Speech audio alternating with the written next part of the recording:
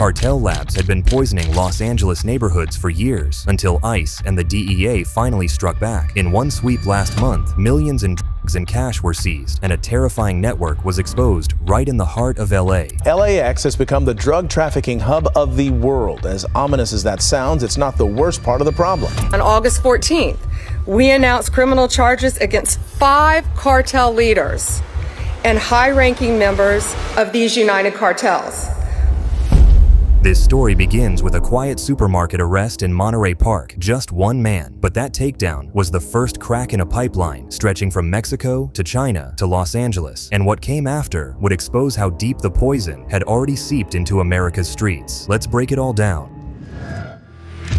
Monterey Park, California, a neighborhood known for its thriving Chinese immigrant community in front of the Garfield Lincoln Center. On July 29, 2025, shoppers heading home with groceries witnessed something unnerving. ICE agents stopped a man outside a local supermarket and asked him a bunch of uncomfortable questions. Then more people came, dressed in regular clothing, offering to help the man load the water into his car, except they were also ICE in disguise. Look what happens next. From different directions, surrounding him and putting handcuffs on him.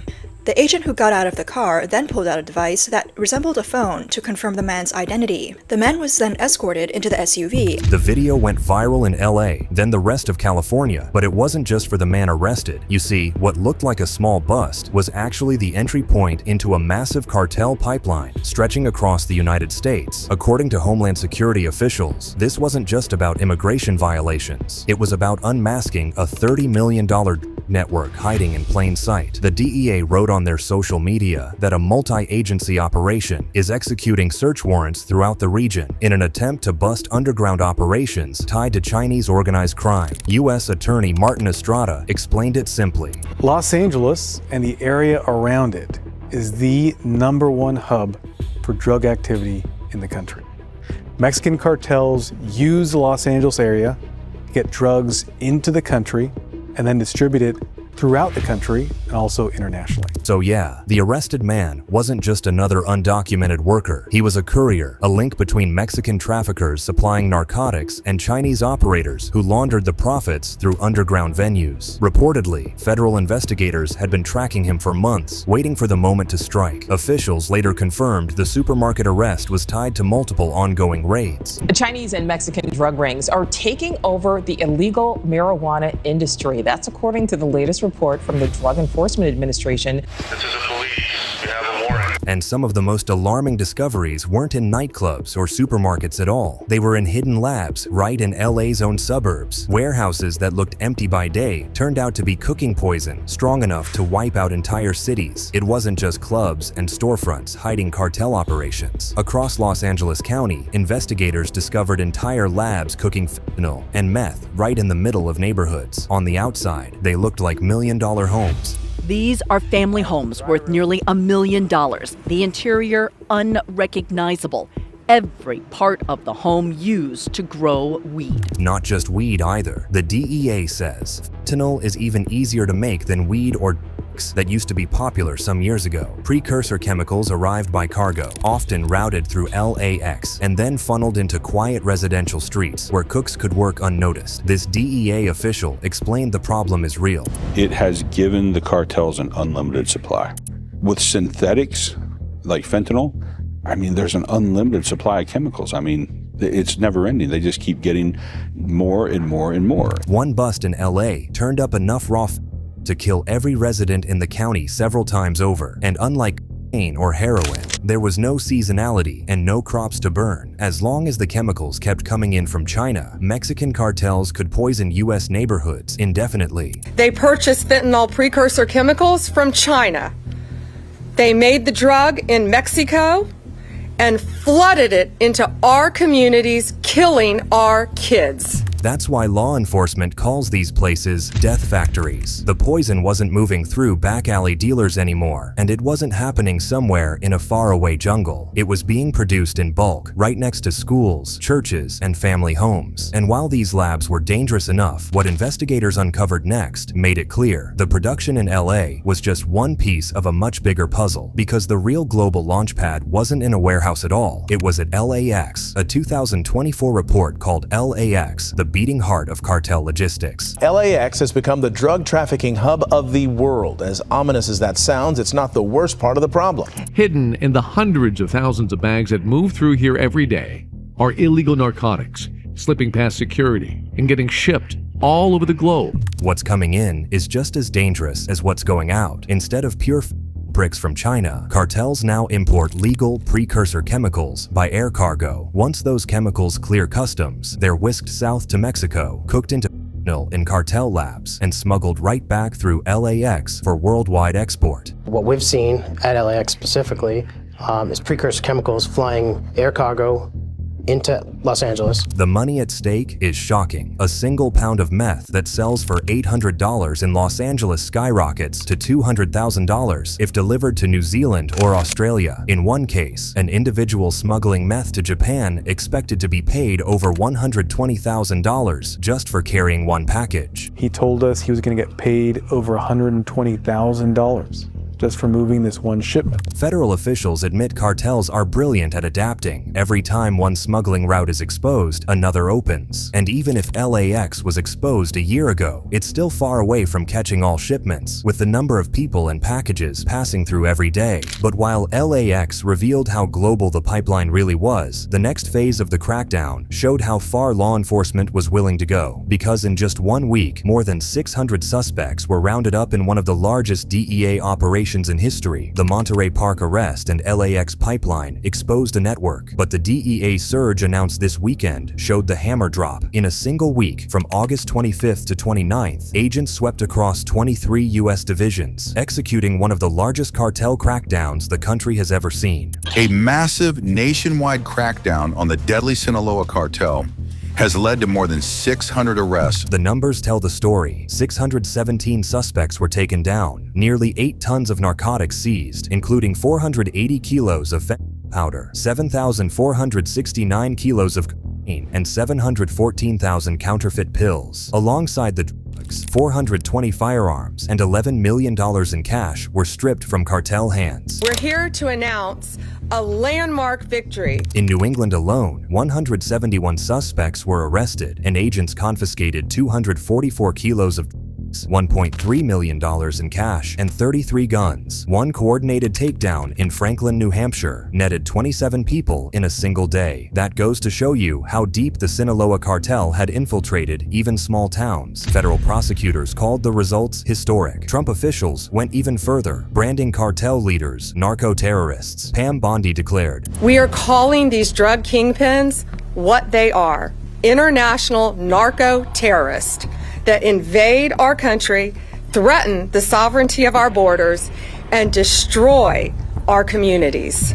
For decades, names like El Chapo and El Mayo sounded untouchable. Now, even 2 of El Chapo's sons face guilty pleas in U.S. courts, and Chapo and Mayo are in prison, one with a life sentence, the other waiting for one. Behind all this was the relentless pressure of DEA and ICE agents seizing drugs, guns, and money at a scale never seen before. Here's how the latest bust is closely connected to El Mayo's guilty plea. For decades, Ismael El Mayo Zambada was the phantom of the Sinaloa cartel. Unlike El Chapo, he never saw the inside of a U.S. courtroom until now. After nearly 50 years of running one of the deadliest trafficking networks in history, El Mayo finally pleaded guilty in 2025. Thanks to the relentless work of our prosecutors and our federal agents, El Mayo will spend the rest of his life behind bars. He will die in a U.S. federal prison where he belongs. Prosecutors laid it all out. Zambada ordered murders, paid bribes to government officials, and moved billions in heroin into American streets. He was indicted in at least 16 federal courts, but somehow managed to escape capture again and again. His guilty plea this month, just a personal defeat. It was a symbolic moment, the unraveling of an empire that had poisoned generations. Over the last 3 decades, El Mayo and his accomplices made billions of dollars, hundreds of millions each year. But even as El Mayo's courtroom confession made headlines around the world, cartel violence was already ripping through Mexico. Ever since his arrest in July 2024, Sinaloa factions have been at war. Without their aging patriarch to balance the scales, rival wings, Los Chapitos on one side, the old guard loyalists on the other, have turned Culiacan into a war zone. It's a common occurrence in the city of Culiacan. Corpses bearing marks of torture dumped by the side of the road at night and found the next day. Despite reinforced security measures with soldiers and armored vehicles in support, since September, nothing has been able to stop score settling between rival gangs. For the city's undertakers, it's become a grim routine. Mexican journalists report that shootouts, blockades, and assassinations spiked within weeks of his capture. This fratricidal war comes at a heavy cost for Mexicans.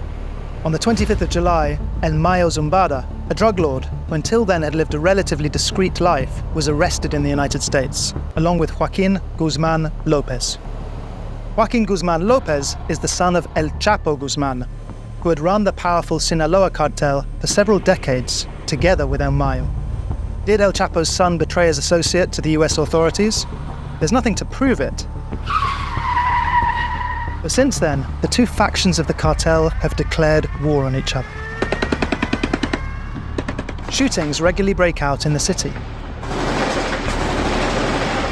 Like this one on the 21st of September in a busy shopping mall. Analysts warned from the start that taking El Mayo off the board wouldn't end the cartel, it would only fracture it. And that fracture means younger, hungrier commanders are fighting for control. Each one wants to prove he's more ruthless than the last. So while prosecutors in New York celebrated El Mayo's guilty plea as the end of an era, security experts in Mexico called it the beginning of something worse. So it's a crazy tit for tat where cartels become more violent, but so does the DEA. This is why the 600 people surge happened right before Mayo's guilty plea. And that's not the only reason. Officials made it clear El Mayo's cooperation gave prosecutors names, routes, and financial webs that made the bust possible. As you've heard, drug kingpin Ishmael Zambada Garcia, also known as El Mayo, has confessed to a lifetime of crime. But there's a darker side to that connection. Cartel insiders now believe El Mayo gave up too much. And in cartel culture, betrayal kills entire families. Violence in Sinaloa is expected to worsen as successors punish defectors and silence anyone suspected of talking. So has the US just unleashed a new wave of chaos? And what does this mean for the LA neighborhoods already poisoned by cartel labs? For residents of LA, cartel busts and federal press conferences don't mean safety. In Monterey Park, Little Tokyo, and East LA, communities say the poison is already everywhere. Communities like Monterey Park and Colorado Springs, businesses are losing customers by the thousands. I remember Pacific Boulevard was always packed, but since the raids have been going on, it's a ghost town. I don't even know how these places are surviving. The councilman showed us how business owners are trying to lure customers back into these stores. So here's a sign, there's people inside conducting business, but they now have their doors locked. They're saying, hey, knock so we can open the door, provide the services for you.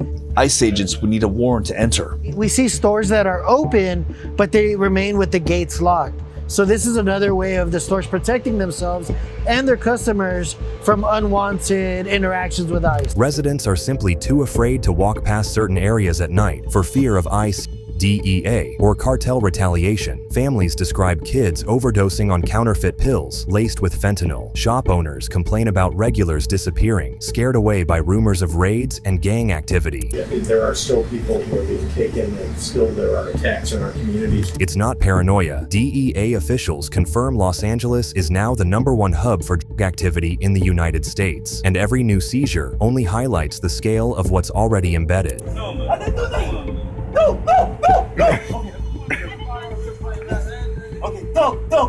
Yo, move for the man ball rip for you, man. I'm straight. I go do that. No, right there. Their reward is money. Drugs are abundant in LA and as a result cheap. Cocaine, fentanyl, heroin, meth. But if you can get it to other markets like Canada, Australia, Japan, it increases in value 20-fold or more. Yo, this is crazy, yo. I feel so bad for like you can't. That's that Flocka, man, South Florida. No! What happened? Somebody's shooting at me! Who? You're okay. You're okay. No, cigarettes! You're okay. Cigarettes is it! Sir, I'm gonna have to ask you to leave the property.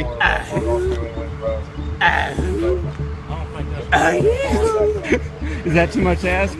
The community impact goes beyond overdoses. Parents report teenagers being recruited into courier work, hustled into quick cash runs that end with felony charges. 10 big wads of cash, guns, and an easy profit. Experts say that's the message Mexican drug cartels are sharing on social media to recruit teenagers into the world of human smuggling. But teens are quickly finding out the dangers of working with criminal organizations bring lifelong consequences. Advocates say immigrant families are especially vulnerable, targeted by traffickers who exploit language barriers and legal fears. Fast, furious, and 15. That's the age of the accused human smuggler DPS says led troopers on a high-speed chase in Frio County. We're gonna get you out! DPS body cam video showing the dramatic moments. Do you have a hammer? Officers rushed to the scene. The 15-year-old driver from San Antonio arrested for human smuggling. My friend! Also charged, the passenger, DPS says, was just 12 years old. Put your hands out the window! DPS video showing the chaos happening on the southwest border over the last year. High-speed chases, Speeds of 116. rollover crashes, and behind the wheel, teenagers. Well, when you're a teenager or when you have teenagers, they don't think nothing bad's going to happen.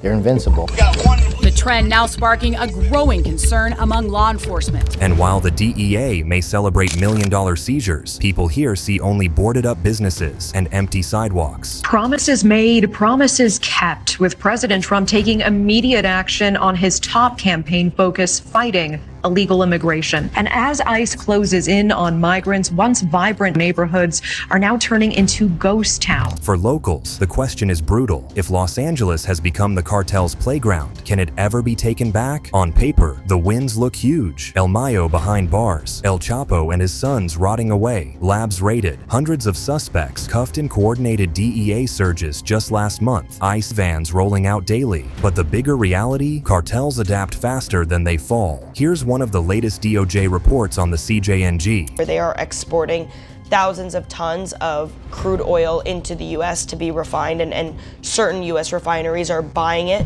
That's just to say, while ICE is busy hunting migrants, cartels have time to figure out other business ventures. And with the Chinese organized crime on their side, Mexican cartels are actually more powerful than ever. Critics argue Trump's crackdown, mass arrests, mass deportations, militarized raids may score headlines, but doesn't dismantle the underlying networks. Why LA?